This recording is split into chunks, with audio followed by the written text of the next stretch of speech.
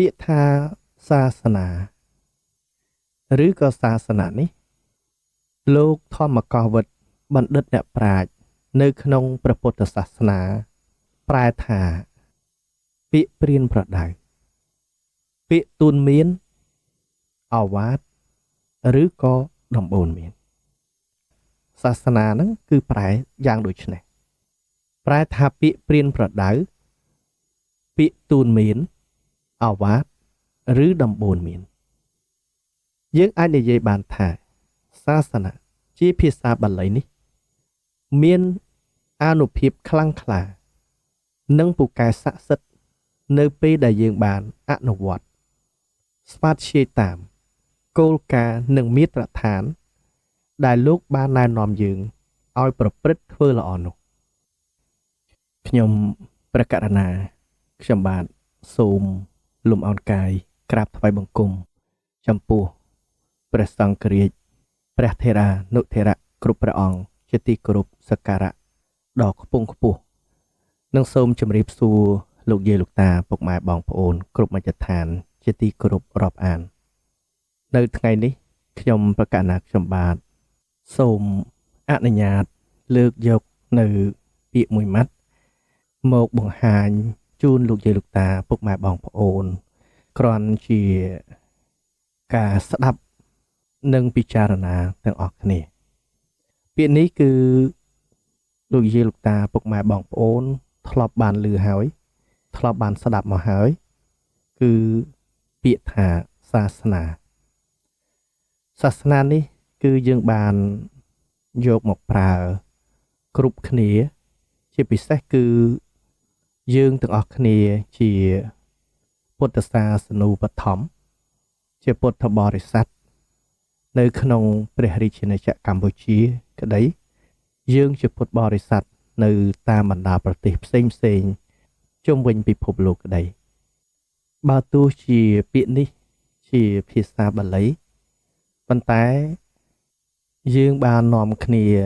យកមកប្រើคล้ายទៅជាខេមរៈភាសាคล้ายទៅជាភាសាខ្មែរយើងទៅហើយគ្រាន់តែថាលោកយាយលោកតាពុកម៉ែបងប្អូនខ្លះបានយល់ពីអត្ថន័យនិងខ្លឹមសារច្បាស់លាស់ចំណែកឯលោកយាយលោកតាពុកម៉ែបងប្អូនយើងមួយចំនួនទៀតអាចនឹងមិនទាន់ដឹងថាពាក្យនេះប្រែយ៉ាងដូចម្ដេចហើយមានអត្ថន័យយ៉ាងណាដើម្បីកុំឲ្យខាតពេលវេលាខ្ញុំប្រកាសណាខ្ញុំបាទនឹងបង្ហាញអំពីអត្ថន័យខ្លឹមសារឬក៏ប្រែមកជាខេមរៈភាសារបស់យើងដើម្បីជម្រាបជូនលោកយាយលោកតាពុកម៉ែបងប្អូនឲ្យបានជ្រាបទាំងអស់គ្នាដើម្បីនឹងងាយយល់នៅក្នុងពាក្យពេចន៍ទាំងនេះពាក្យថាសាសនាឬក៏សាសនានេះលោកធម្មកោវិទបណ្ឌិតអ្នកប្រាជ្ញនៅក្នុងព្រះពុទ្ធសាសនាប្រែថាពាក្យព្រានប្រដៅពាក្យទូនមានអវាទឬក៏ដំបូន្មានសាសនាហ្នឹងគឺប្រែយ៉ាងដូចនេះប្រែថាពាក្យព្រានប្រដៅពាក្យទូនមានអវាទឬដំបូន្មានហើយពាក្យព្រានប្រដៅនេះគឺព្រានប្រដៅទៅលើអ្នកណាពាក្យថាសាសនាឬក៏សាសនានេះ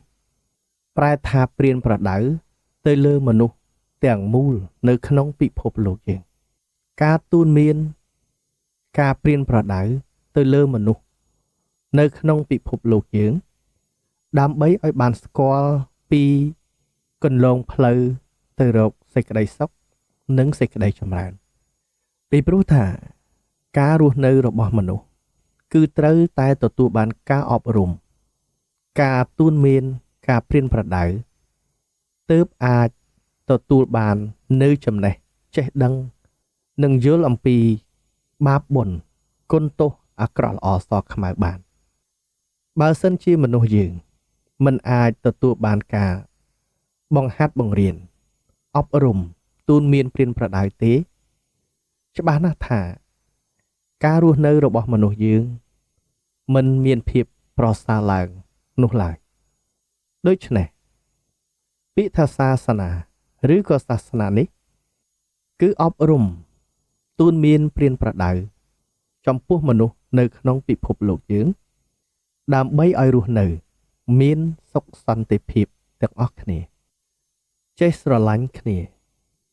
មានមេត្តាចំពោះគ្នាទៅវិញទៅមកប្រសិនបើយើងបានសិក្សារៀនសូត្រអំពីរបៀបនៃការធ្វើល្អហើយបដិបត្តិតាមផ្លូវដែលអ្នកប្រាជ្ញទាំងឡាយលោកបានអប់រំទូនមានព្រានប្រដៅហើយនោះសេចក្តីសុខសុភមង្គលក៏នឹងកើតមានទៅតាមនោះដែរយើងអាចនិយាយបានថាសាសនាជាភាសាបាលីនេះមានអានុភាពខ្លាំងក្លានិងពូកែស័ក្តិសិទ្ធិនៅពេលដែលយើងបានអនុវត្តស្វាធ្យាយតាមគោលការណ៍និងមាត្រដ្ឋានដែលលោកបានណែនាំយើងឲ្យប្រព្រឹត្តធ្វើល្អនោះការដែលយើងបានប្រព្រឹត្តនិងអនុវត្តតាមពាក្យទូនមានប្រដៅឲ្យវាចាកនៅអំពើអាក្រក់ហើយសាងប្រព្រឹត្តនៅសុចរិតភាពត្រឹមត្រូវល្អប្រព្រឹត្តល្អទាំងផ្លូវកាយផ្លូវវាចានិងផ្លូវចិត្តនោះបុគ្គលដែលប្រព្រឹត្តនិងប្រតិបត្តិតាមមាគ៌ាដែលត្រឹមត្រូវរមែងឡើងពីហិនភាពទៅកាន់ឧត្តមភាពឲ្យឡើងពីមូលហភាពទៅកាន់បណ្ឌិតភាពឲ្យឡើងពីទុក្ខភាពទៅកាន់សុខភាពឲ្យឡើងពីអន្តពុถุជនទៅកាន់កល្យានពុถุជនឲ្យឡើងពីកល្យានពុถุជនទៅកាន់អរិយជនវាលែងតែអ្នកដែលមិនបានប្រព្រឹត្តប្រតិបត្តិតាមឲ្យបានហ្មត់ចត់តែប៉ុណ្ណោះដូចនេះសាសនានេះជាបាលីដែលពូកែស័ក្តិសិទ្ធិនិងមានអានុភាពខ្លាំងក្លាពេលដែលយើងបានស្វាធ្យាយនិងអនុវត្តប្រព្រឹត្តធ្វើល្អដោយកាយដោយវាចានិងដោយចិត្តពាក្យថាសាសនានេះប្រែបានផ្សេងទៀតដូចជាប្រែថាពាក្យបណ្ដាំពាក្យផ្ដាំផ្ញើការព្រានប្រដៅសាសនាលទ្ធិពាក្យបង្គាប់ការបង្គាប់បញ្ជាដំណឹងសម្បត្តិពាក្យប្រកាសការប្រកាសប្រាប់ការជឿស្ដាប់ការដាក់ទណ្ឌកម្ម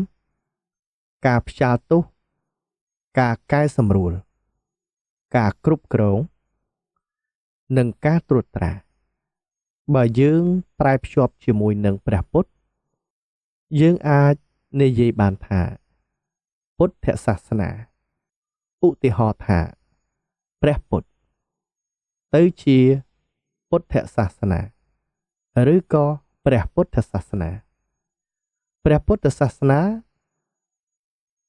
យើងប្រែមកថាពាក្យបណ្ដាំរបស់ព្រះពុទ្ធពាក្យព្រានប្រដៅរបស់ព្រះពុទ្ធឬក៏សាសនារបស់ព្រះពុទ្ធលទ្ធិរបស់ព្រះពុទ្ធឬក៏ពាក្យផ្ដាំផ្ញើរបស់ព្រះពុទ្ធជាដើមដូច្នេះពាក្យថាសាសនានេះគឺមានប្រមាណប៉ុណ្ណេះសង្ឃឹមថាលោកយាយលោកតាពុកម៉ែបងប្អូន